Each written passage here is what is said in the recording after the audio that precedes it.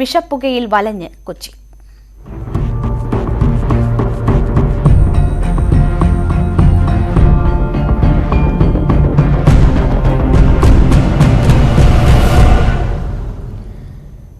Kochi corporation ഓഫീസിൽ council യോഗം ചേരാൻ അനുവദിക്കാതെ യൂത്ത് കോൺഗ്രസ് പ്രതിഷേധം. മേയറുടെ ചേംബറിന്റെ ജനൽ ചില്ലുകൾ തകർത്തു. കോൺഗ്രസ് പ്രവർത്തകരും പോലീസും തമ്മിൽ ഉന്തും തള്ളുമുണ്ടായി. പോലീസ് ലാത്തി വീശി. ലാത്തിയിടിയേറ്റ് ഒരു UDF കൌൺസിലറുടെ തലപൊട്ടി. പരിക്ക് പറ്റിയവരെ പുറത്തേക്ക് കൊണ്ടുപോകാൻ CPM പ്രവർത്തകരും പോലീസും സഹായിക്കുന്നില്ല എന്ന് UDF ആരോപിച്ചു.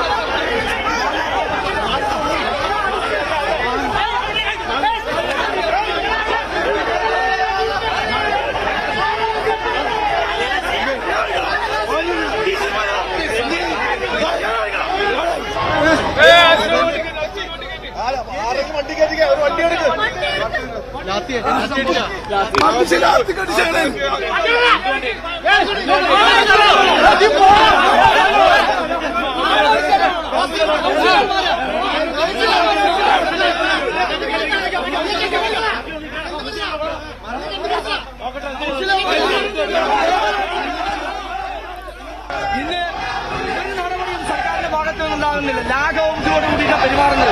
ഉത്തരവാദി കോർപ്പറേഷനാണ്, മേയറും സെക്രട്ടറിയും കരാറുകാരുമാണ്. ഒരു നടപടി സ്വീകരിച്ച 13 ദിവസമായി എന്ത് അന്വേഷണമാണ് നടത്തിയത്? ഒരാൾക്കെതിരെ FIR ഇട്ടിട്ടില്ല. ഞാൻ കൊടുത്ത പരാതിയിൽ പോലും അന്വേഷണം നടത്തിയിട്ടില്ല. 13 ദിവസക്കാലം ഈ പുക മുഴുവൻ, ഈ വിഷപ്പുക മുഴുവൻ ഈ നാട്ടിലെ ജനങ്ങൾ ശ്വസിച്ച് ആളുകൾ മരണപ്പെടുമ്പോൾ നാട്യവും ധിക്കാരവും നിറഞ്ഞ് പാർട്ടി ഗുണ്ടകളെ പുറത്തു കൊണ്ടുവന്ന് നിർത്തി പോലീസിന്റെ അകമ്പടിയോടുകൂടി കൌൺസിൽ നടത്താനുള്ള അധികാരമാണെന്നുണ്ടെങ്കിൽ നടക്കാൻ പോകുന്നില്ല. UDF കൌൺസിലർ ജീവിച്ചിരിക്കുന്നിടത്തോളം കാലം കൌൺസിൽ നടക്കില്ല. ഇന്ന് അവരെ ശ്വാസമുള്ളിടത്തോളം സ്ത്രീകൾ അവരെ നിലത്തിട്ട് ചവിട്ടി അരച്ചിട്ടാണ് ഈ മേയറും പോലീസും കൌൺസിലുകളിലേക്ക് പോകുന്നത്. അധികാരത്തിന്റെയും ഈ പറയുന്ന പോലീസിനെ ഉപയോഗിച്ച് ഇവർ നടത്തുന്ന ദാർഷ്ട്യവും ധിക്കാരവും നിറഞ്ഞ പ്രവർത്തനമാണ്. സംഘർഷം ആസൂത്രിതമെന്ന മേയർ അനിൽകുമാർ. വിഷപ്പുക സംബന്ധിച്ച് ജില്ലാ കോൺഗ്രസ് നേതൃത്വം ആസൂത്രിത നീക്കങ്ങൾ നടത്തുന്നുവെന്നും മേയർ ആരോപിച്ചു. ചില മരണങ്ങൾ വിഷപ്പുക കാരണമാണെന്ന് വരുത്തി തീർക്കാൻ ശ്രമിക്കുന്നുവെന്നും ആശയക്കുഴപ്പം ഉണ്ടാക്കുന്നുവെന്നും മേയർ കുറ്റപ്പെടുത്തി. ഇത് ഞാൻ അന്വേഷണം ആവശ്യപ്പെട്ടായിരില്ല. കാരണം മേയർ എന്നുള്ള നിലയ്ക്ക് എനിക്ക് പുറത്തു വരാൻ കഴിയാത്ത വിധത്തിൽ എന്റെ യാത്രാ സൗകര്യത്തെ, ഞാനൊരു പൗരനല്ലേ, മേയർ എന്നുള്ള നിലയിൽ കൂടുതൽ ഞാനൊരു പൗരനാണ്. എന്റെ യാത്രാ സൗകര്യത്തെ മുടക്കുമ്പോൾ, അങ്ങനെയാണല്ലോ, മുടക്കുമ്പോൾ സ്വാഭാവികമായിട്ട് പോലീസ് ആക്ഷൻ ഉണ്ടാവുമല്ലോ, എപ്പോഴാണെങ്കിലും ഉണ്ടാവും. ഇപ്പൊ ഞാൻ ചെയ്താലും ഉണ്ടാവും. അല്ല, അതൊക്കെ അവരോട് പോലീസിന് പോലീസിന്റേതായ കാരണങ്ങൾ ഉണ്ടാകാം. എന്തെല്ലാം ഇപ്പൊ ഞാനിപ്പോ ഇവിടെ ഇരിക്കുമ്പോ ഒരു ചില്ലടിച്ചു വിളിക്കുന്ന സമയത്ത് ഞാൻ കേട്ടല്ല, അതേതായാലും പോലീസ് അടിച്ചു വിളിക്കണമല്ല. അപ്പൊ ഇതൊക്കെ ഒരു സംഘർഷം വരുന്ന അന്തരീക്ഷത്തിൽ നമുക്ക് ഇവിടെ ഒരു മുറിയിലിരുന്ന് പറയാൻ കഴിയുന്ന കാര്യങ്ങളല്ല എന്താണ് സംഭവിക്കുന്നത് എന്ന കാര്യം.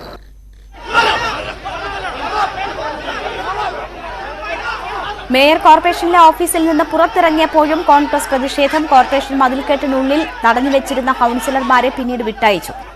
വിവരങ്ങളുമായി ഡാനി ഇപ്പോൾ ചേരുന്നു. ഡാനി, ഏറെ നേരം സംഘർഷഭരിതമായ അന്തരീക്ഷമായിരുന്നു അവിടെ. പോലീസ് ലാത്തിചാർജ് ഉണ്ടായി. UDF കൌൺസിലർക്ക് ഗുരുതരമായി പരിക്കേറ്റുന്ന സാഹചര്യമുണ്ടായി. DCC പ്രസിഡന്റിനെ പോലീസ് മർദ്ദിച്ചു തുടങ്ങിയ കാര്യങ്ങൾ UDF ആരോപണമായി ഉന്നയിക്കുന്നു. ഇപ്പോൾ സംഘർഷ സാധ്യത പൂർണ്ണമായും അവസാനിച്ചോ? പ്രതിപക്ഷത്തിന്റെ ഇനിയുള്ള നീക്കങ്ങൾ എന്താണ്?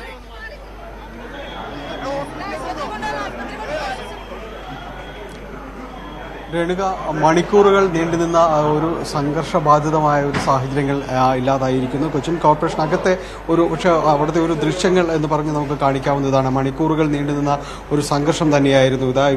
ഇതിനകത്ത് കാണുന്ന ഈ ചോരപ്പാടുകൾ പോലീസ് നടപടിക്ക് ശേഷമുള്ളതാണ്. അവിടെ പ്രതിപക്ഷ കൗൺസിലർമാർ അവർ പറയുന്നത് അവരെ ഈ മുറിക്കകത്തേക്ക് തള്ളി മാറ്റുകയും തുടർന്ന് പോലീസ് അവരെ അതിക്രൂരമായി മർദ്ദിച്ചു എന്നുമെല്ലാമാണ് അവരുടെ ഒരു ആക്ഷേപമായി പറയുന്നത്. അവർക്ക് നേരെ ലാത്തി വീശു, പലർക്കും തന്നെ പരിക്ക് പറ്റി. അതോടൊപ്പം തന്നെയാണ് നിരവധിയായ പ്രവർത്തകർക്ക് ഇവരെ കോൺഗ്രസ് പ്രവർത്തകർക്കടക്കം പരിക്ക് പറ്റിയെന്ന് പറയുകയും ചെയ്യുന്നത്. എന്നാലും ഈ മുറിക്കകത്തെ ഒരു സാഹചര്യങ്ങൾ ഇത് സമാനമായ രീതിയിൽ തന്നെയായിരുന്നു. പുറത്തേക്ക് വരുമ്പോഴും ഇവിടെ വലിയ ബഹളങ്ങൾ ഉണ്ടാകുന്നു.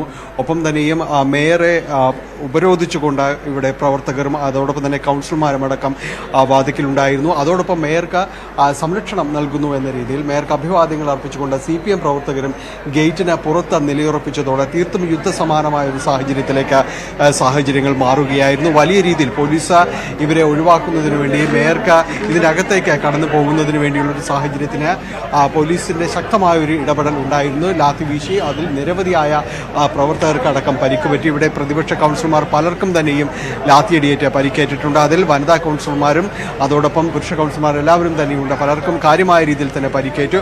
3 കൗൺസിലർമാരെയാണ് ആശുപത്രിയിൽ പ്രവേശിപ്പിച്ചിരിക്കുന്നത്. 5ഓളം പേര് ഈ പോലീസ് നടപടിയിൽ പരിക്ക് പറ്റി ആശുപത്രിയിലേക്ക് മാറ്റിയിട്ടുണ്ട്. അതോടൊപ്പം ഈ പരിക്ക് പറ്റിയവരെ പുറത്തേക്ക് കൊണ്ടുപോകാനായിട്ട് CPM പ്രവർത്തകർ ഗേറ്റ് ഉപരോധിച്ചിരുന്നു. അവർ പെട്ടെന്ന് അനുവദിച്ചിരുന്നില്ല എന്നതടക്കമുള്ള പരാതികളും എല്ലാം തന്നെ ഉയരുന്നുണ്ട്.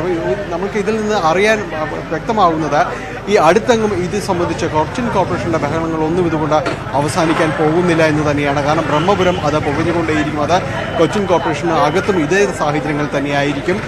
മേയറും ഇന്ന് നടത്തിയ വാർത്താ സമ്മേളനത്തിൽ DCC അടക്കമുള്ള DC സംവിധാനങ്ങൾ കോൺഗ്രസ് നേതൃത്വത്തെ അടക്കം ആക്രമിക്കുന്ന രീതിയിലായിരുന്നു അദ്ദേഹം പറഞ്ഞത്. കാരണം പല സാഹചര്യങ്ങളും അവർ ഉണ്ടാക്കിയെടുക്കുന്നു. പ്രത്യേകിച്ച് ഇന്നത്തെ ഒരു സമരം പോലും ജില്ലാ കോൺഗ്രസിന്റെ ഒരു സംഭാവനയാണ് എന്ന രീതിയിലാണ് അത് പറയുന്നത്. അതുകൊണ്ട് വലിയ പ്രതിഷേധങ്ങൾ തന്നെയാണ് ഇത് സംബന്ധിച്ചും മേയറുടെ പ്രസ്താവന സംബന്ധിച്ചും അടക്കമെല്ലാം തന്നെ കോൺഗ്രസിനകത്തും തന്നെ വരും ദിവസങ്ങളിലും പ്രതിഷേധം തുടരാൻ തന്നെയാണ് സാഹചര്യം.